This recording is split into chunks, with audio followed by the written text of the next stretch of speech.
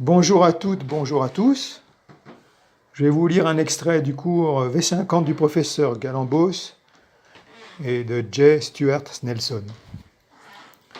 Dans cet extrait, nous allons discuter de la règle de la majorité.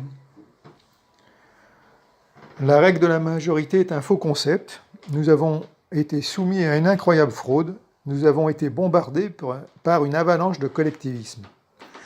Vous pouvez en avoir un bon exemple dès le premier jour à la maternelle.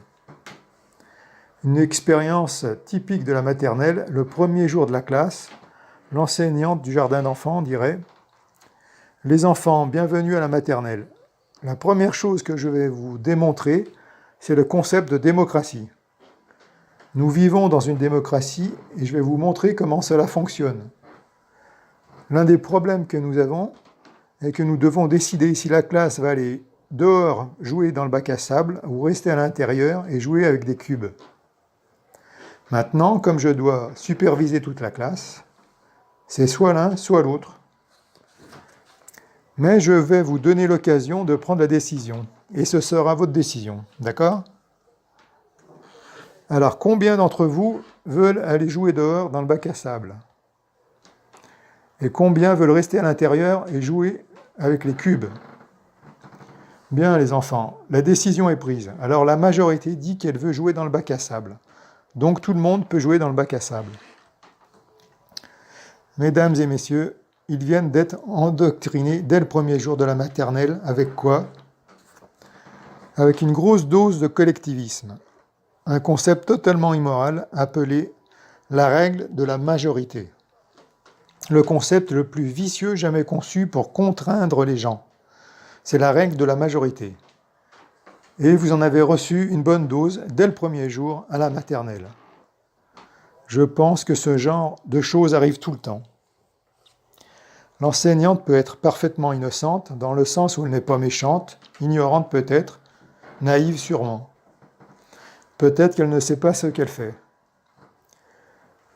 Alors je vous pose cette question, qu'en est-il des enfants qui veulent rester à l'intérieur et jouer avec les cubes ? Eh bien, ils doivent travailler à convertir les autres pour la prochaine élection, faire campagne plus fort et peut-être convaincre les autres enfants d'être de leur côté. S'ils y arrivent, alors tout le monde pourra jouer avec les cubes. Mais au-delà de ça, nous avons une fausse alternative gigantesque. Qu'en est-il du gamin qui ne veut pas jouer dans le bac à sable ou avec les cubes ? Peut-être qu'il y a des enfants qui veulent dessiner ou qui veulent déjà apprendre à compter. Rien n'empêche cela. Un enfant de cet âge peut être initié à la pensée abstraite. C'est peut-être trop tôt pour certains, mais pas pour d'autres.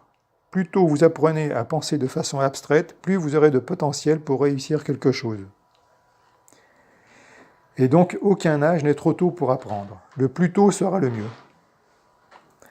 Nous sommes bombardés de tout cela. Nous devons faire ce que le groupe veut faire. Il y a la pression des pairs, du groupe. Nous devons nous conformer et nous plier au groupe collectiviste. Nous devons faire ce qui est populaire. Nous devons obéir à la majorité. Je dirais que l'un des plus grands services que vous puissiez rendre à vos enfants est de leur enseigner et de leur inculquer en eux le désir qu'il est important d'être populaire et aimé, soit de leur père, soit de quiconque. C'est de l'ironie. En fait, vous ne pouvez pas les détruire plus efficacement et les transformer en êtres faibles, sans colonne vertébrale et sans tripes.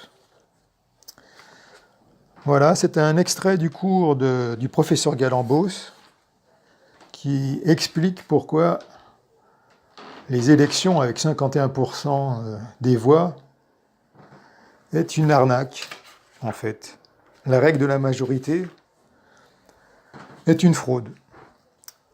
Il faudra patienter pour avoir la lecture intégrale en français de tous les cours, mais vous pouvez déjà avoir le PDF du texte sur mon blog.